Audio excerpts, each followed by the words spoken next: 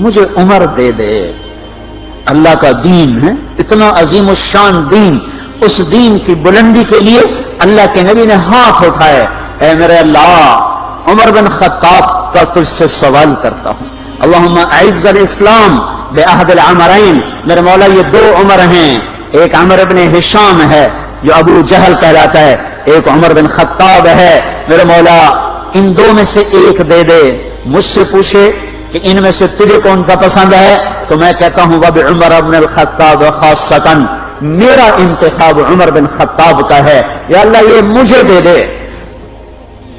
بدھ کو ابو بکر رضی اللہ تعالیٰ عنہ کو مار پڑی حرم میں، اتنا مارا کہ ان کا چہرہ ناک سب برابر ہو گئے، آنکھیں چھپ گئیں گوشت میں سوج کر، سر کے بال اتر گئے. بنو تیم نے آ کے اٹھا کر لے کر انہیں اعلان کیا اگر ابو بکر مر گیا تو اس کے بدلے میں ہم عتبہ کو قتل کریں گے.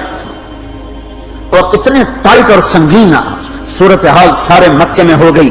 صبح تک ہوش نہیں آیا، آخری پہر میں ہوش آیا تو ہوش میں آ کے فرمایا ماذا فعل رسول اللہ، اللہ کے رسول کا کیا حال ہے. تو خاندان والے ناراض ہو گئے، جس کی خاطر تو اتنا خوار ہوا پھر اسی کا نام لیتا ہے، ہم جا رہے ہیں. پھر ماں سے کہنے لگے چلو اس کو کچھ کھلا پلا تو دو، رشتے ناطے کا بڑا خیال کرتے تھے قریش. ماں نے دودھ پلانا چاہا، کہا نہیں پہلے مجھے بتاؤ اللہ کے نبی کا کیا حال ہے پھر دودھ پیوں گا.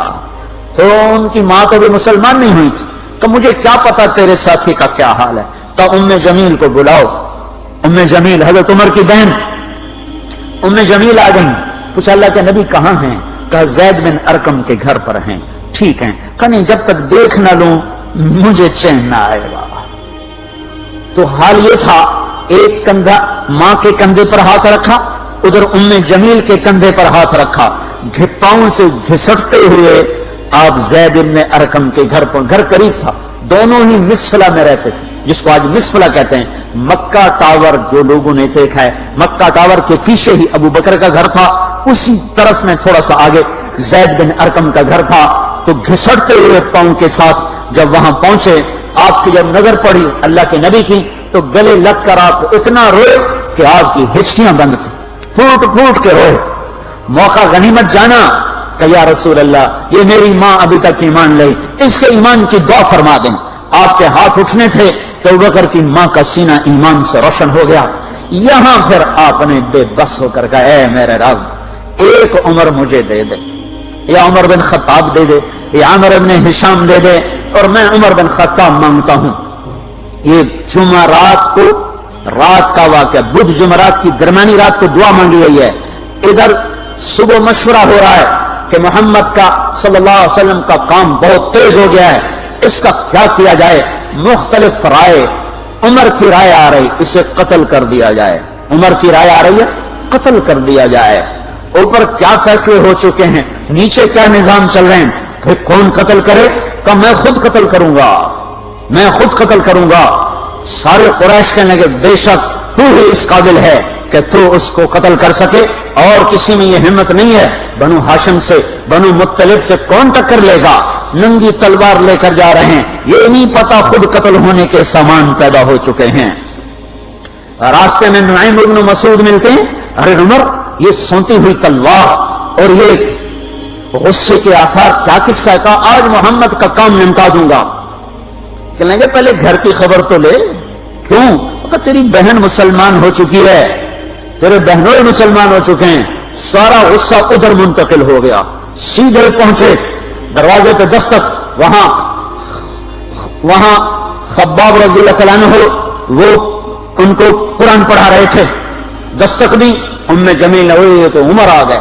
خباب بھاگ کے اندر چھپے اور اندر تشریف لائے.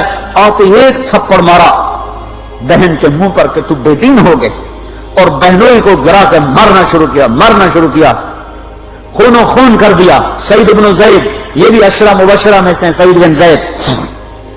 حضرت عمر رضی اللہ تعالیٰ عنہ کو یہ فضیلت حاصل ہے کہ عشرہ مبشرہ میں یہ ایک خاندان کے دو آدمی ہیں، عمر بن خطاب، سعید بن زید.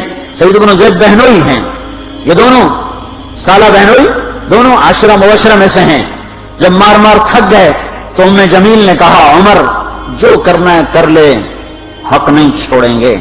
غصہ اتر چکا تھا، قرآن باہر پڑا رہ گیا تھا کہ یہ کیا ہے، دکھاؤ، کہیں تو ناپاک ہے، نہیں دکھاؤں، ہاتھ نہیں لگا سکتے. تو ندامت سی بہن کے خون دیکھ کر کہ تمہیں کیا کروں، کہ پہلے نہاؤ پھر پکڑ سکتے ہو. نہائے، پکڑا، نصیب کے فیصلے بدل چکے تھے. سامنے آیا طٰہ ما انزلنا علیک القرآن لتشقى الا تذکرۃ لمن یخشى تنزیل ممن خلق الارض والسماوات العلی الرحمن على العرش استوى له ما في السماوات وما في الارض وما بينهما وما تحت الثرى وان تجهر بالقول فانه يعلم السر واخفى الله لا اله الا هو له الاسماء الحسنى وهل اتاك حديث موسى إذ رأى نارا فقال لأهلهم امكثوا إني آنست نارا لعلي آتيكم منها بقبس أو أجد على النار هدى فلما أتاها نودي يا موسى إني أنا ربك فاخلع عليك إنك بالوادي المقدس طوى وأنا اخترتك فاستمع لما يوحى إنني أنا الله لا إله إلا أنا. جب یہاں پہنچے تو دل کپ کپا گیا، ایک دم ایمان اندر میں اترا، جسم پر آشا طاری ہو گیا کہ مجھے محمد کے پاس لے چلو. تو اسی وقت خباب نکل آئے کہ مبارک مبارک عمر، لگتا ہے راج کی دعا تیرے حق میں قبول ہو گئی. تو اللہ، اور اسی طرح ہاتھ میں زید بن ارقم کے گھر کی طرف چلے.